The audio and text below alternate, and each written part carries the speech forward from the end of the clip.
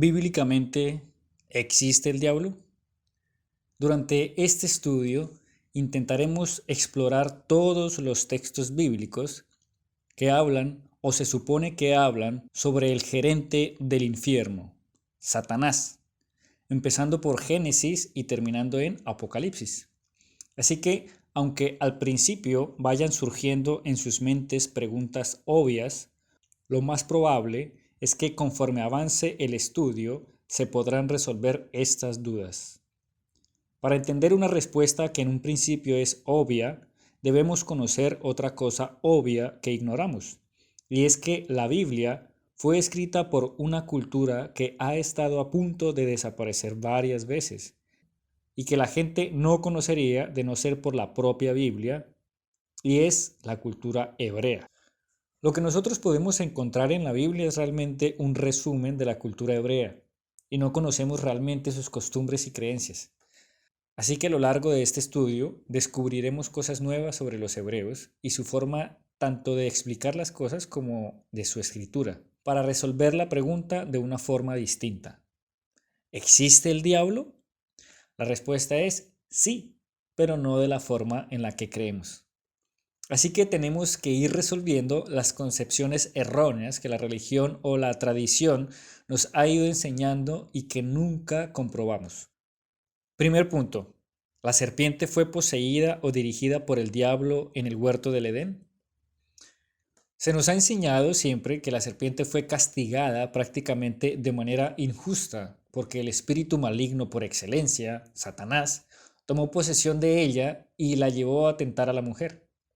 Pero si repasamos el texto de Génesis 3, no podremos observar en ningún momento que un ser extraño haya tomado posesión de la serpiente, o que haya sido convencida por algún ente externo para actuar de la manera en que lo hizo. Así que, en este texto, Satanás no tuvo ninguna injerencia. Punto número 2. Los hijos de Dios tuvieron sexo con las hijas de los hombres. Es fácil suponer cosas cuando leemos algo basado en lo que conocemos y no yendo más allá de lo que se nos ha enseñado, y esto es un error. Para leer la Biblia necesitamos entender que lo que normalmente tenemos en nuestras casas es una traducción que, a menos que tenga comentarios muy extensos que aclaren la gramática y los contextos de las palabras, realmente siempre estaremos leyendo una traducción con errores. En hebreo, las palabras tienen usualmente más de un solo significado, y basado en su contexto puede significar una u otra cosa. Los escritores de la Biblia y sus mayores estudiosos, los judíos, escribieron alguna vez que el Pentateuco tiene 70 caras, o en otras palabras, cada verso puede contener 70 secretos escondidos, debido a la riqueza del hebreo. Y para entender esto, es bueno siempre verlo con ejemplos claros. Vamos a Génesis 2:24. Por ello dejará todo hombre a su padre y a su madre y se unirá a su mujer y serán un solo cuerpo. Para entender algo más sobre el hebreo necesitamos saber que el español es leído de izquierda a derecha, pero el hebreo es leído de derecha a izquierda. E iniciando el verso podremos ver resaltada la palabra asob, la cual significa dejar o abandonar, acompañada de una regla gramática hebrea que le precede y por eso en la transliteración debe leerse Yasob. Pero en Éxodo 23:5 esta misma palabra se traduce como ayudar y colaborar. Y si ves a un burro de tu adversario caído bajo su carga, no puedes rehusarte de ayudarle, debes colaborar con él. En este caso se usa dos veces la palabra asob, una vez como measob y otra vez como asob a secas. Debemos entender que por reglas gramáticas, a veces dependiendo del caso, se ponen letras antes de ciertas palabras, pero debemos fijarnos en este caso en la palabra asob. Los comentarios aclaratorios que están siendo comentados en el presente estudio podrían ir incluidos en cada versículo de la Biblia, pero esto haría que cada Biblia tuviera 100 veces su tamaño normal.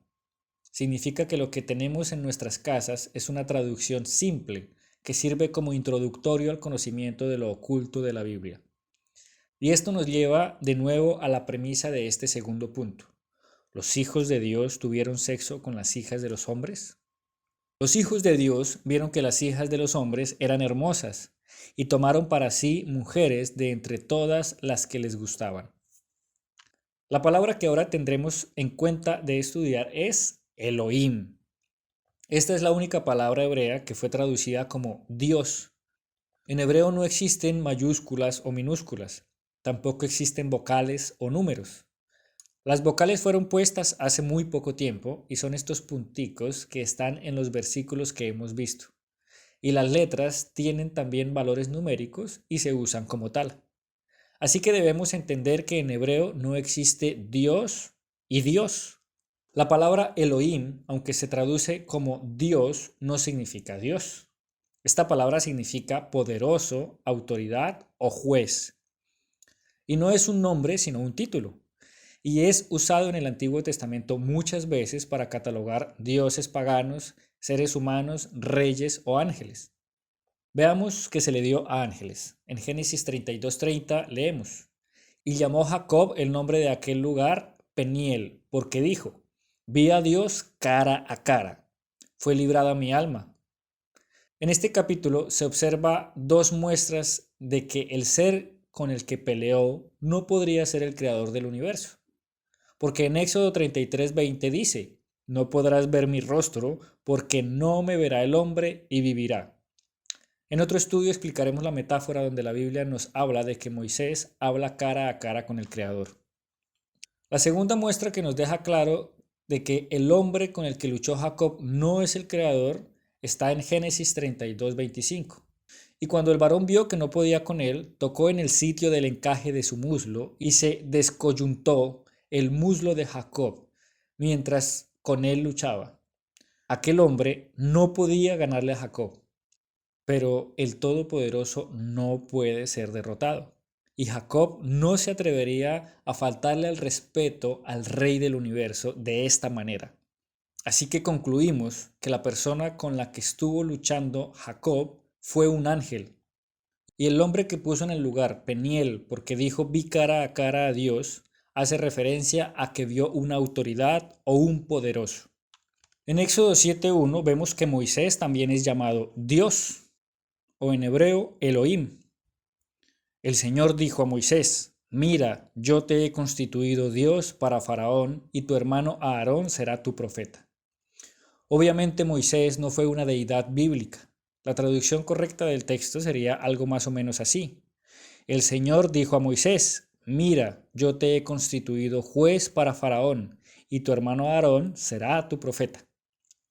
Se contempla de nuevo el uso de la palabra Elohim mal traducida en Salmos 82:1.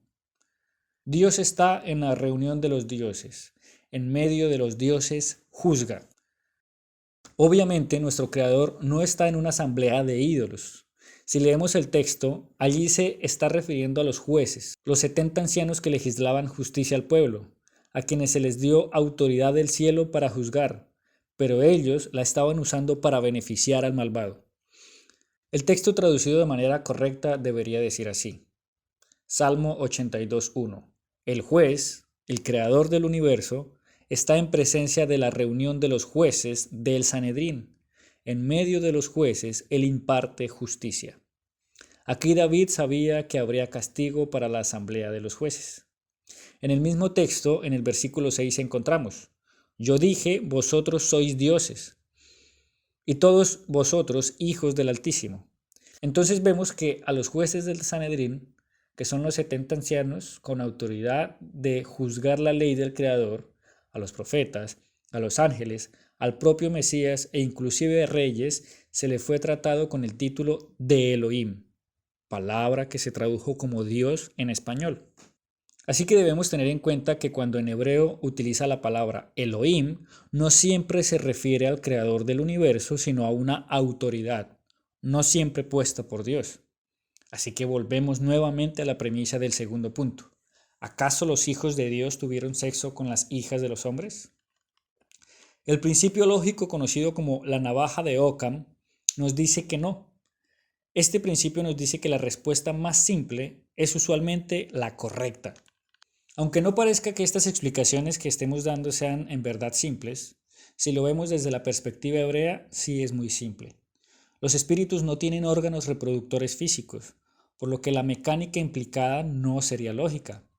Pero si traducimos Éxodo 6.2 de una forma diferente, podríamos entender.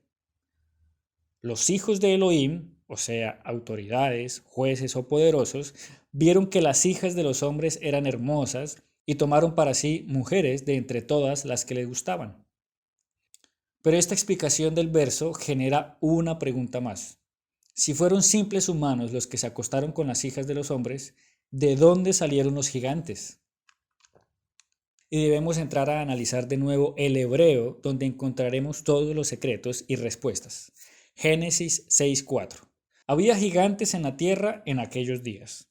Y también después que se llegaron los hijos de Dios a las hijas de los hombres y les engendraron hijos. Estos fueron los valientes que desde la antigüedad fueron varones de renombre. Los textos de Génesis 6 no relacionan la aparición de gigantes a la unión de los hijos de Dios con las hijas de los hombres. Solamente dice que había nefilim. Esta palabra, que fue traducida como gigantes, tiene muchos significados, y no solo su último significado, que es gigante o enorme. Nefilim es el plural de la palabra nefil, que significa derribador, patán, tirano o gigante. Así que de nuevo vamos a la explicación más simple, que suele ser la más lógica y también es explicada en estos textos. Así que traduciremos el texto de forma contextualmente correcta con unas pequeñas explicaciones intermedias. Había patanes en la tierra en aquellos días, y también después que se llegaron los hijos de las autoridades a las hijas de los hombres, y les engendraron hijos. Estos, hijos de violación, fueron los valientes que desde la antigüedad fueron varones de renombre, debido a que crecieron y protegieron a sus madres de estos abusadores.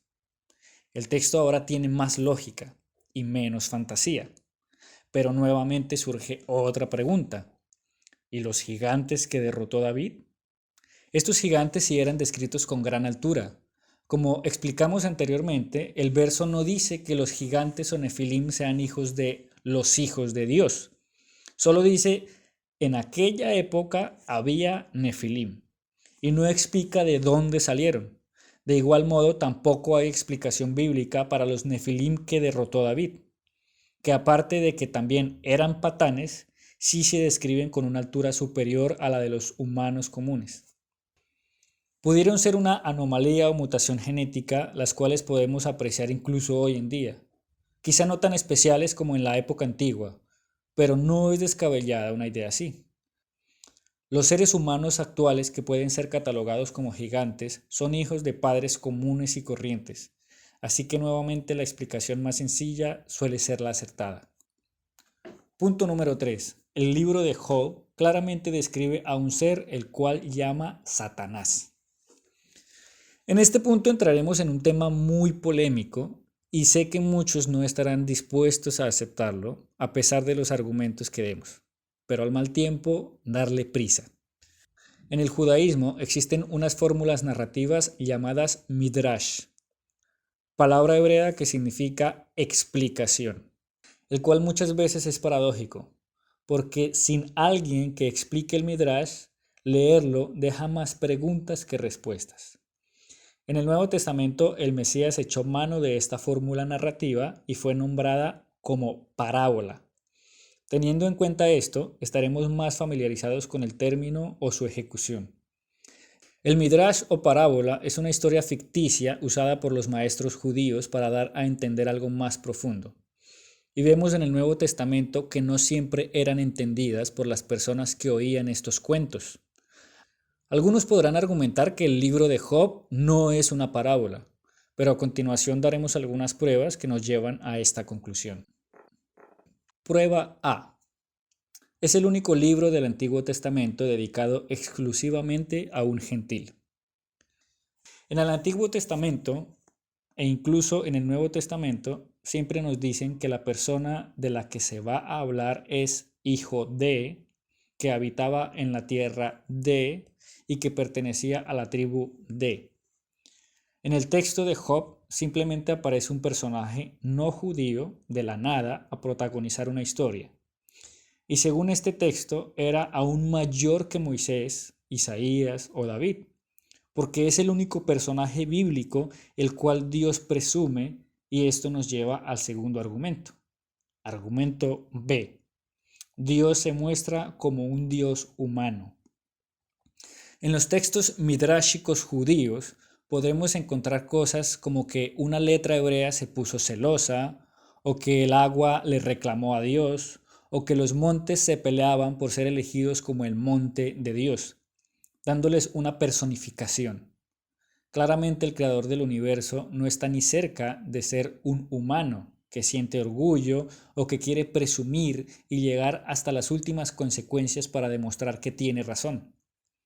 Vemos que Satanás y Dios discuten de quién tiene la razón.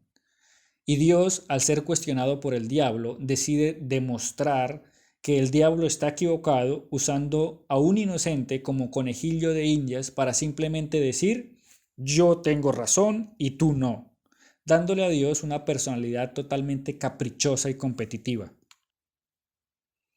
El escritor de Job usa el recurso de la personificación para que podamos entender mejor el mensaje que quiere dar. La pelea entre el bien y el mal, que siempre debemos estar firmes a pesar de los problemas para que el mal no triunfe.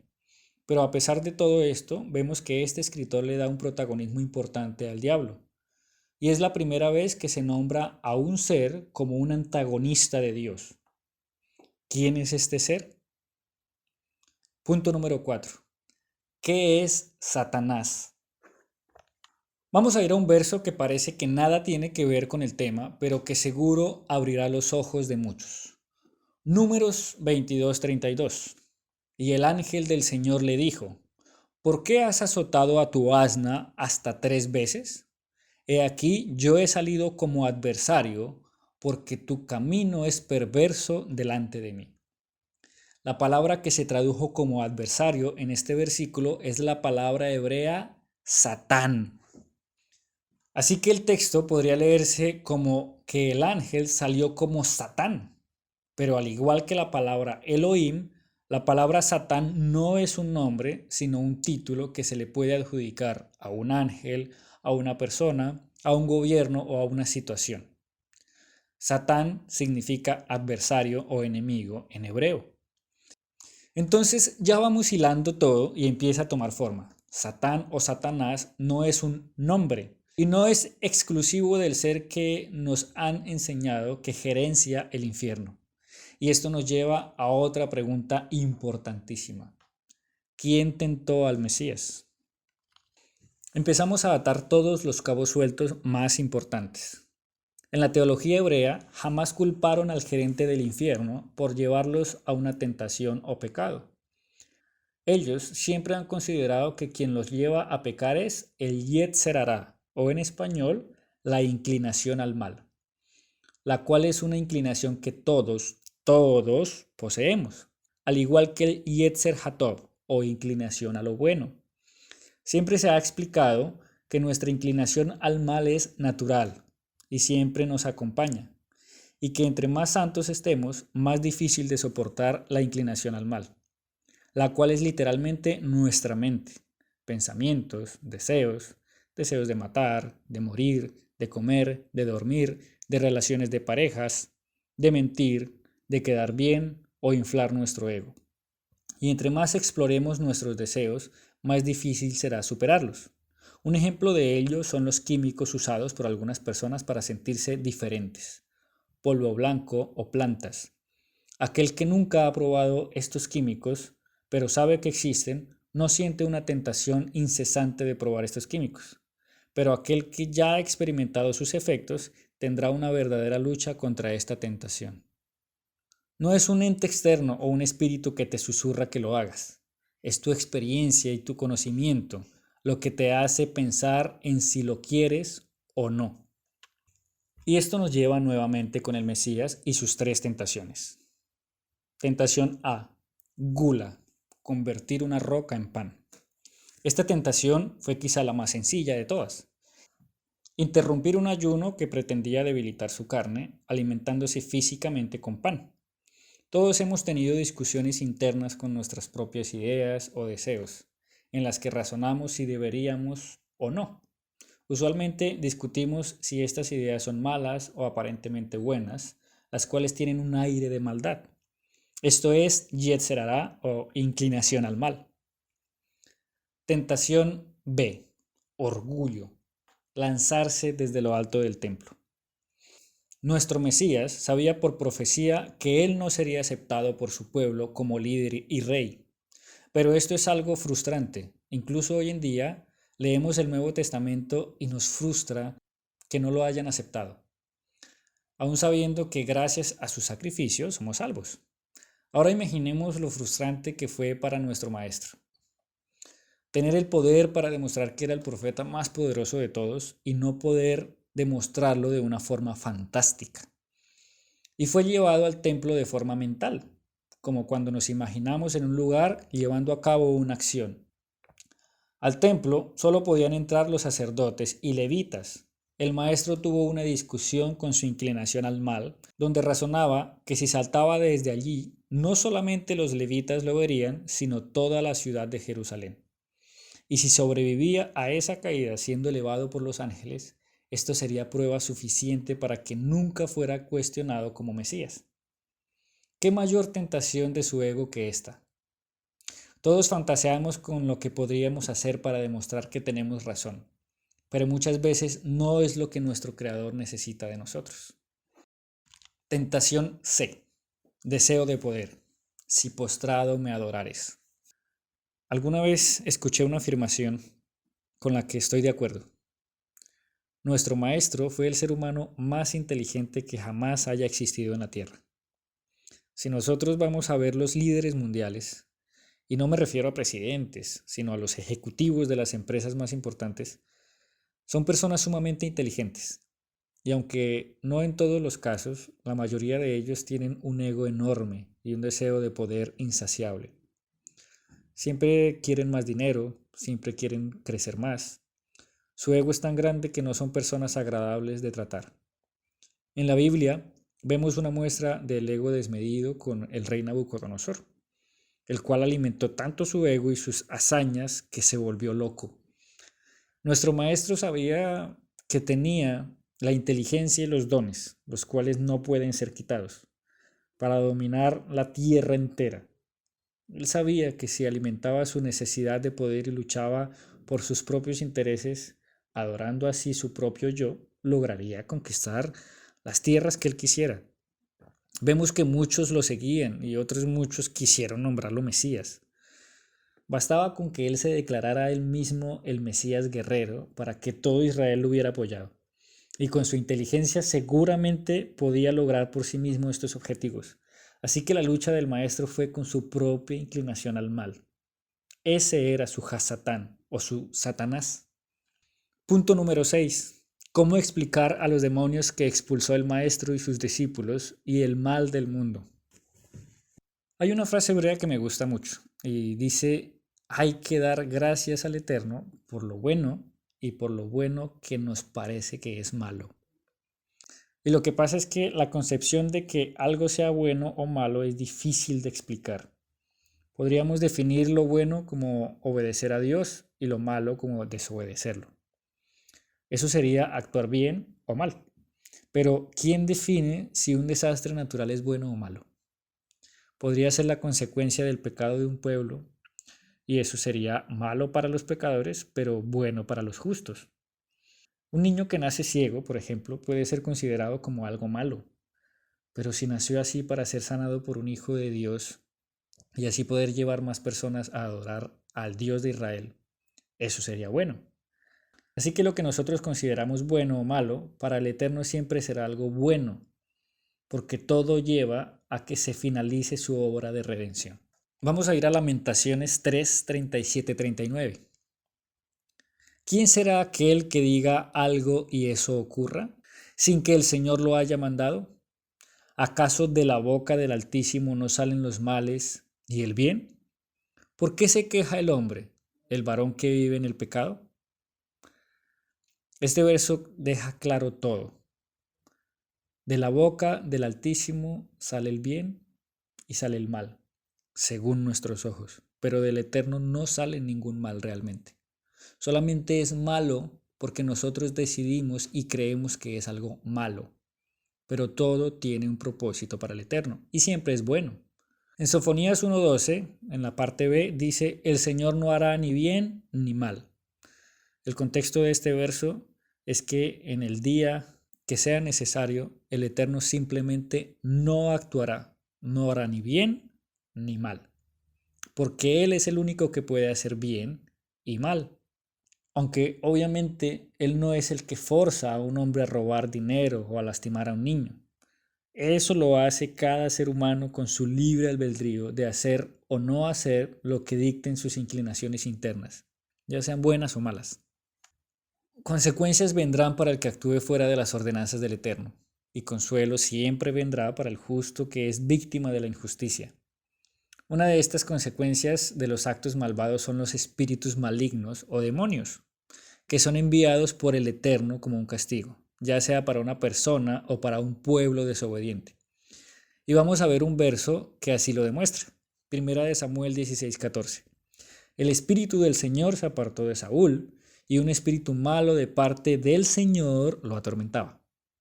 No dice que el espíritu maligno era de parte del diablo o de Baal, porque nadie más controla los espíritus más que Dios mismo. Todos sabemos que el padre de la mentira es el diablo, y la mentira es mala, ¿no? Pues vamos a ir a Primera de Reyes 22, 19, 22. Dice así: luego dijo Micaías: escucha, pues, la palabra del Señor. Yo he visto el Señor sentado en su trono, y todo el ejército de los cielos estaba en pie junto a él, a su derecha y a su izquierda. Entonces el Señor preguntó: ¿quién inducirá a Acab para que suba y caiga en Ramot de Galaad? Y uno respondía de una manera y otro respondía de otra manera. Entonces salió un espíritu, se puso delante del Señor y dijo: yo lo induciré. El Señor le preguntó: ¿de qué manera? Y él respondió: saldré y seré espíritu de mentira en la boca de todos sus profetas. Y el Señor dijo: tú lo inducirás y también prevalecerás. Sal y hazlo así. Este verso nos deja claridad de que cada espíritu hace parte del ejército de los cielos, entre ellos el espíritu de la mentira, el cual no puede actuar sin el permiso de Dios. Segunda de Tesalonicenses 2, 11, 12. Por eso Dios le envía un poder engañoso para que crea a la mentira, a fin de que sean condenados todos los que, lejos de creer la verdad, se deleitaron en la justicia. Nuevamente vemos que quien envía los espíritus de mentira es Dios. Pero quien decide creer esa mentira, quien la desarrolla, quien permite que en su vida entre esa mentira, es nuestra carne, nuestra inclinación al mal. Sobre un santo jamás actuará un espíritu de mentira, pero una persona que se inclina hacia el mal es susceptible de ser influido por un espíritu de estos. Pero hay que hacer una aclaración. Cuando tú decides mentir para quedar bien, no puedes decir que fue Dios quien te obligó a mentir. Pero es evidente que cuando hay espíritus de mentira es consecuencia de la equivocación de un pueblo. Son espíritus enviados por el Eterno. Y estos espíritus se deben reprender no inicialmente con palabras de un pecador, sino con el cambio de actitud de un pueblo, un arrepentimiento. Y luego sí se reprende por la autoridad dada por el Eterno para ser libres de la maldición del pecado. Pero en algunos casos el Eterno nos puede recompensar por mentir. Éxodo 1, versículo 15 al 21. También el rey de Egipto habló a las parteras de las hebreas, una de las cuales se llamaba Sifra y la otra Fua, y les dijo: cuando asistan a las mujeres hebreas a dar a luz y vean en la silla de parto que es un niño, mátenlo, pero si es niña, déjenla vivir.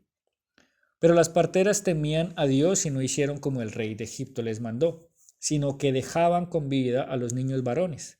Entonces el rey de Egipto hizo llamar a las parteras y les dijo: ¿por qué han hecho esto de dejar con vida a los varones? Las parteras respondieron al faraón: Las mujeres hebreas no son como las egipcias. Ellas son vigorosas y dan a luz antes de que llegue a ellas partera.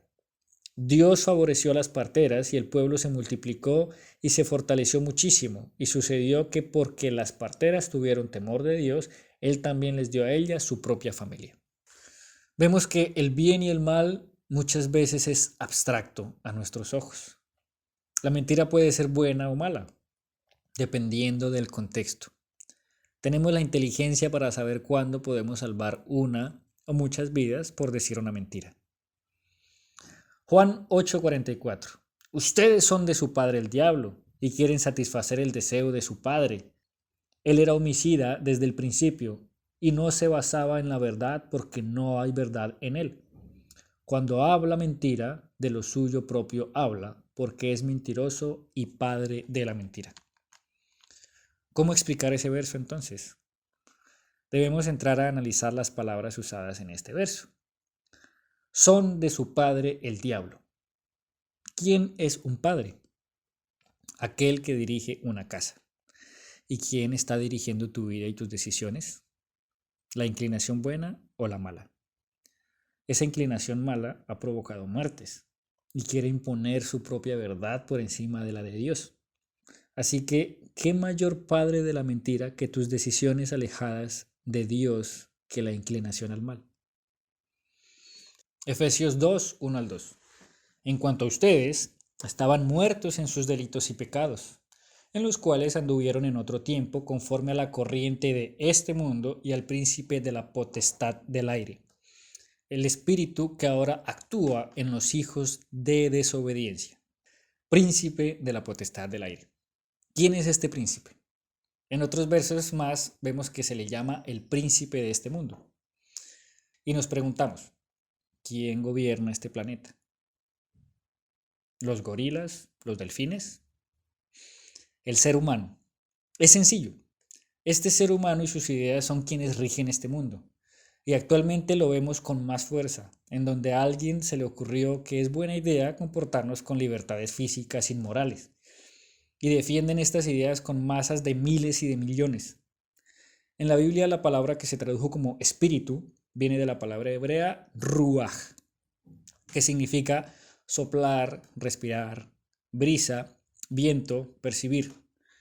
Pero se puede interpretar como una influencia. Un espíritu triste en una casa viene de algo que alimenta o influencia la tristeza, como un evento o situación difícil. El espíritu o influencia mundial es complacer nuestros deseos. Ese es el príncipe de este mundo. Defender nuestros deseos y creencias personales, aunque sean moralmente ambiguos. Si me divierte, está bien. Si me gusta, está bien. Y no importa si daño mi cuerpo, daño vidas o influencio a más personas a comportarse de esta manera, niños, adolescentes. Este espíritu, esta idea, solamente opera en aquellos que quieren desobedecer y que practican desobediencia. Hay un dicho judío que dice, un pecado te lleva a cometer otro pecado y cumplir un mandamiento te lleva a cumplir otro mandamiento. Y es un proverbio muy sabio. Entre más pecas, más te sumerges en este espíritu de desobediencia y darle rienda suelta a la carne. Y entre más obedecemos, más nos enamoramos del Eterno. Punto número 7. ¿Quién es Lucifer y Belcebú? En este punto entraremos a la recta final de nuestro estudio, que ante todo sabemos que es un tema polémico, que nos hace cuestionar lo aprendido durante toda nuestra vida, con pruebas bíblicas e idiomáticas difíciles de discutir, pero que pueden seguir siendo sujeto de interpretación. Cabe aclarar que las personas detrás de este estudio no pretenden decir que esto es una verdad absoluta o que no aceptaríamos que estamos equivocados en caso de poderse demostrar que la información brindada en este estudio está mal interpretada. Todo es cuestionable y nadie puede decir que sabe toda la verdad de la Biblia, porque eso no depende de sabiduría humana, sino espiritual. Y solamente el Dios creador es quien puede revelarnos todos los secretos ocultos en la Biblia. Ahora debemos adentrarnos en el mito de Lucifer, un ángel que era líder de alabanza en el cielo y que un día decidió cuestionar la autoridad de su jefe y se llevó a la tercera parte de los ángeles del cielo. Antes de hablar de los textos bíblicos que avalan esta historia, debemos cuestionar la historia misma. Y pongámonos los términos de esta historia a un nivel que podamos comprender, porque las proporciones espirituales se salen de nuestra imaginación. Imaginémonos un luchador de artes marciales con 10 años de experiencia en el campo y coronado como el mejor peleador a nivel mundial, con más de 120 peleas y sin una derrota en su haber, desde que pelea profesionalmente, con una altura de 1,95 y un peso de casi 200 kilos, una masa de músculos.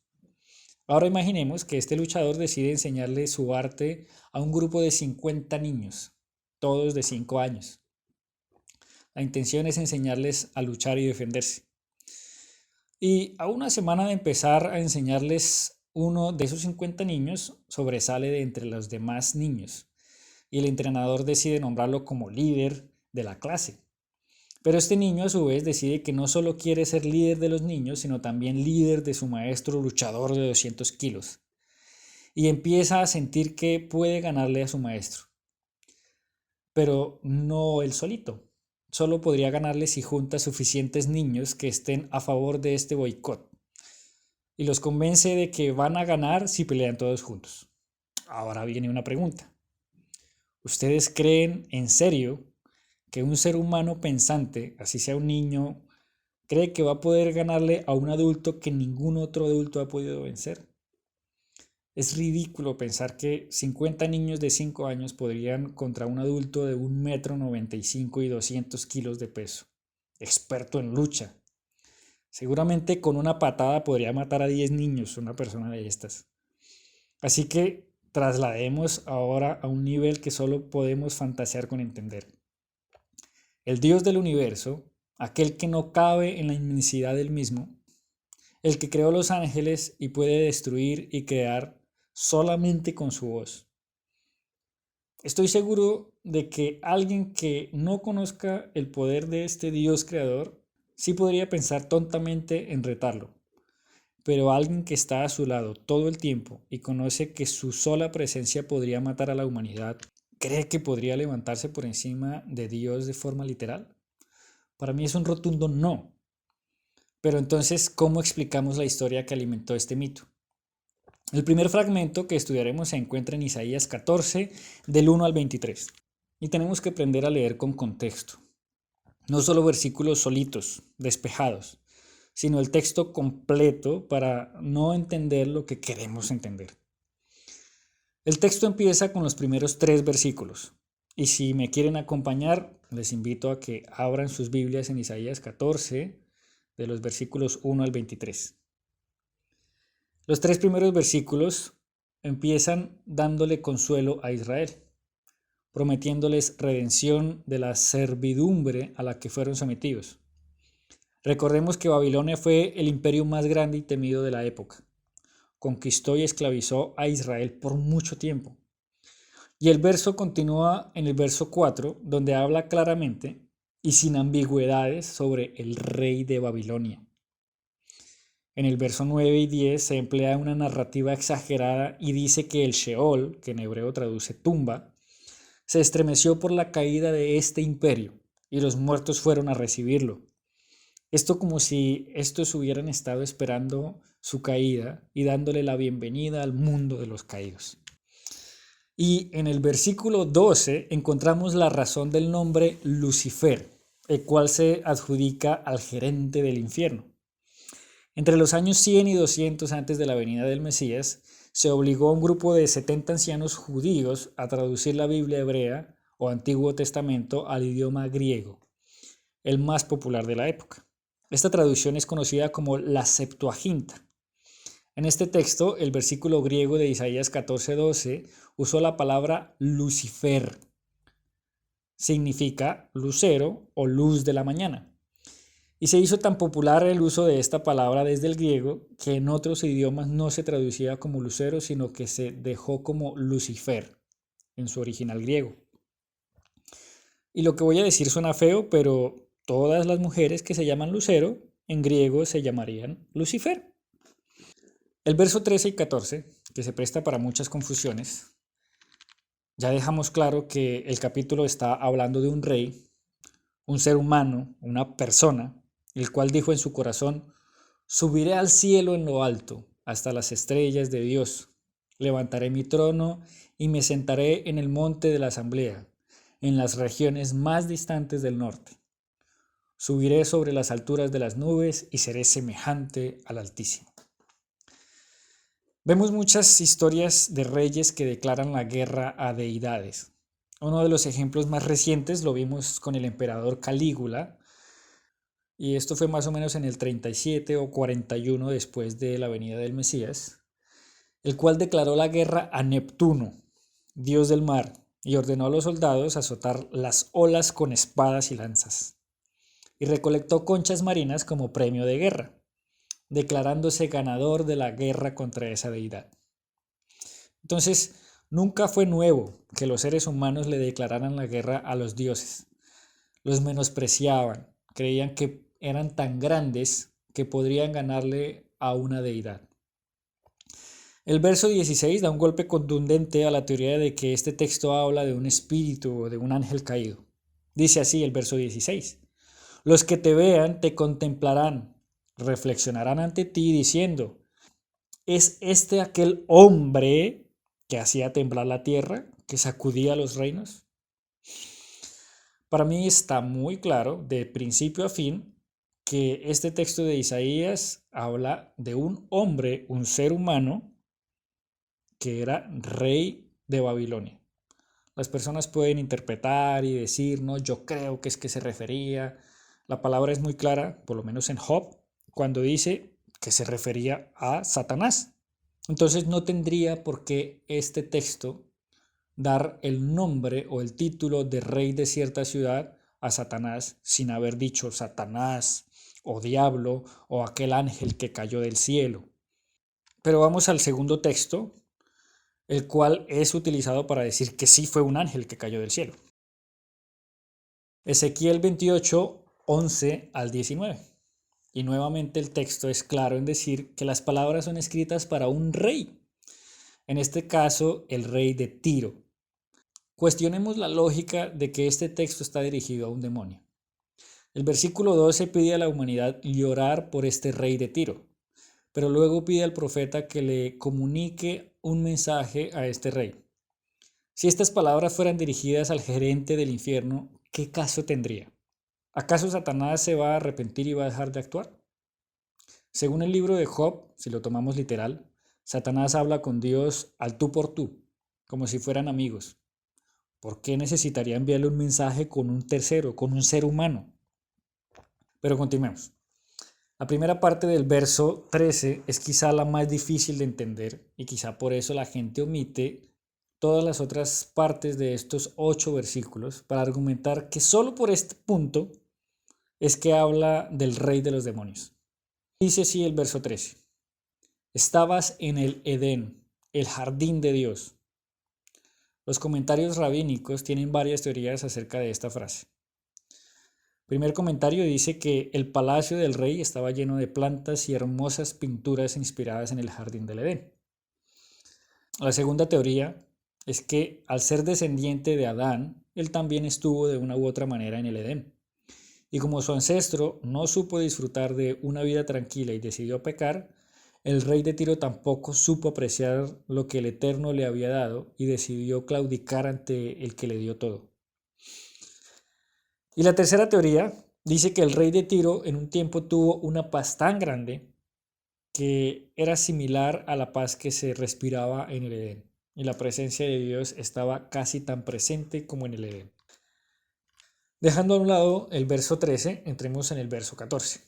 Dice que fue puesto junto a los querubines. Esta palabra hebrea, querubín, significa cercano a Dios. Y si vemos el contexto, es lógico este verso si pensamos que el rey de Tiro fue puesto en una montaña, un monte conocido como el monte de Dios, donde estaba el templo y los sacerdotes, o sea, aquellos ciudadanos de Israel que están más cerca de Dios, o sea, querubines. El verso 16 dice que fue expulsado de este monte, donde estaba el templo, a causa de tu gran comercio. Mi pregunta es, ¿con qué comercia un espíritu? ¿Con qué podría comerciar un espíritu? Si un espíritu no tiene propiedades, no compra ni vende ropa, no necesita dinero para comer, ¿cuáles pueden ser los negocios de un ángel? Yo creo que estos argumentos son sumamente contundentes para entender de que no se refería a un ángel, sino a una persona. Verso 17. Yo te he arrojado a la tierra. Y me pregunto, ¿qué mejor figura retórica sobre la caída de un grande que decir que ahora está a nivel del suelo? Te he puesto como espectáculo ante los reyes. ¿En qué momento se habla o se muestra al gerente del infierno como un espectáculo ante los reyes? Esto no sucede. Pero por el contrario, un rey grande, arruinado, es motivo de burla para sus colegas. Resulta algo muy extraño tener que explicar a detalle todas estas cosas que deberían ser obvias. Se está hablando de la caída de un ser humano y todo es lógico, exceptuando algunas figuras retóricas que la gente decide interpretar a su conveniencia. Y son las únicas palabras de las que algunos pueden echar mano para argumentar que sí se habla de un gerente del infierno, ignorando el resto de argumentos lógicos alrededor de esto. Así que esta historia de que existió un ángel que decidió revelarse a Dios es completamente falsa. No la encontramos en la Biblia. Son textos mal interpretados que van dirigidos a reyes, a seres humanos, y que la gente decidió creer que esto era así. De hecho, esta historia de que fue un ángel caído fue inventada por un sacerdote católico. Pero vamos a ir a Mateo 12. En este capítulo se le acusa al maestro de echar demonios gracias a Belcebú. Y entramos en la pregunta, ¿quién es Belcebú? En Éxodo 23:13 encontramos un mandamiento que aparentemente es desobedecido en toda la narrativa del Antiguo y Nuevo Testamento. Dice así: no mencionarán los nombres de otros dioses ni se los oiga en sus labios. Pero la palabra Baal aparece mencionada unas 90 veces en todo el Antiguo Testamento. Pero esta palabra realmente no es el nombre de un ídolo, sino una palabra que significa en hebreo señor, esposo o dueño. Esto como una manera inteligente de no mencionar a los ídolos. Más bien se usaba como una forma genérica de referirse a los señores o ídolos que tenían aquellas culturas de antaño. Con el tiempo los hebreos empezaron a no solo usar la palabra Baal, sino que le agregaron la palabra Zebub, que significa moscas, apareciendo así la palabra Baal Zebub o Señor de las Moscas, como burla para decir que estos eran dioses de excremento y que solamente las moscas se acercan al excremento. Por ende, eran señores o ídolos servidos o adorados por moscas, posteriormente acortándose a Belcebú. Ahora bien, en este estudio no negamos que los demonios espíritus malignos que atormentan personas o ciudades no tengan poder. De hecho, tienen poderes increíbles. Si un grupo de idólatras deciden ir tras estos espíritus, tienen autoridad por Dios, por el Eterno, de permitirles cumplir con ciertas peticiones. Pero estos mismos se encargan posteriormente de hacer justicia divina de parte del Eterno, atormentando a estas personas, trayendo ruinas, trayendo desastres, y por eso los judíos de la época del Mesías adjudicaban sus proezas a estos espíritus o ídolos, porque sabían que en efecto tenían poderes si de verdad se invocaba a estos espíritus. Aclaremos algunos versos para intentar despejar todo rastro de dudas. Lucas 10 del 17 al 20. Los 70 volvieron con gozo diciendo: Señor, aún los demonios se nos sujetan en tu nombre. Él les dijo: yo veía a Satanás caer del cielo como un rayo. He aquí les doy autoridad de pisar serpientes, escorpiones y sobre todo el poder del enemigo, y nada les dañará. Sin embargo, no se regocijen de esto, de que los espíritus se les sujeten, sino regocíjense de que sus nombres están inscritos en los cielos. Luego de que los discípulos renunciaron a su ego y no hacían estas cosas, como reprender demonios, con el deseo de ser vistos, sino con el deseo de dejar el nombre del Eterno en alto, el Mesías vio cómo su inclinación al mal, su Satán, caía. Su ego ya no estaba en el cielo, sino en un nivel correcto. Y ahí sí dijo, yo veía a Satanás caer del cielo como un rayo. Y debido a ese mérito, ahora les doy autoridad de pisar serpientes, escorpiones, sobre todo el poder del enemigo, y nada les dañará. Y les da una advertencia final. No se regocijen de esto, de que los espíritus se les sujeten, sino regocíjense de que sus nombres están escritos en los cielos. Y agrego yo, no vaya a ser que pierdan esta autoridad debido a su ego tan alto y el Satán o inclinación al mal vuelva a tomar control sobre ustedes. Mateo 25:41. Entonces dirán también a los de la izquierda, apartaos de mí, malditos, al fuego eterno preparado para el diablo y sus ángeles. La palabra ángel viene del hebreo malaj, que significa mensajero. Actualmente vemos un aire de maldad en la humanidad y sus mensajeros, los cuales son influencers, canciones, medios de comunicaciones, videos, revistas, páginas. El pensamiento humano está reflejado en esos mensajeros. Pero todas estas cosas pecaminosas desaparecerán, cumpliéndose Mateo 25:41. Ahora vamos a Apocalipsis 12:9 y dice así, fue lanzado fuera el gran dragón, la serpiente antigua, que se llama Diablo y Satanás, el cual engaña al mundo entero. Fue arrojado a la tierra y sus ángeles fueron arrojados con él. En el judaísmo siempre ha estado presente la relación entre el pecado y la serpiente, la cual llevó al hombre a liberar su mente, a sus propias ideas. Este suceso hace que se relacione el pecado y el pensamiento humano como una serpiente antigua. En el reino milenial no habrá cabida para el pensamiento humano, pero en Apocalipsis 27 dice, cuando los 1000 años se cumplan, Satanás o el pensamiento humano, la inclinación al mal, será suelto de su prisión. La inclinación al mal será nuevamente liberada en la humanidad y será el último filtro para saber si seguimos al Eterno por amor o por conveniencia. Punto número 8. Conclusión.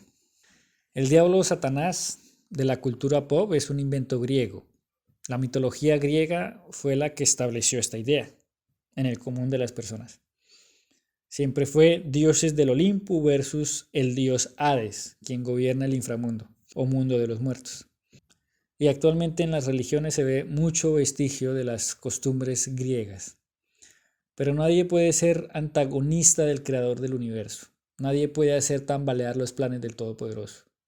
Lucifer fue un invento de los hombres que nos libra de la responsabilidad de nuestros actos.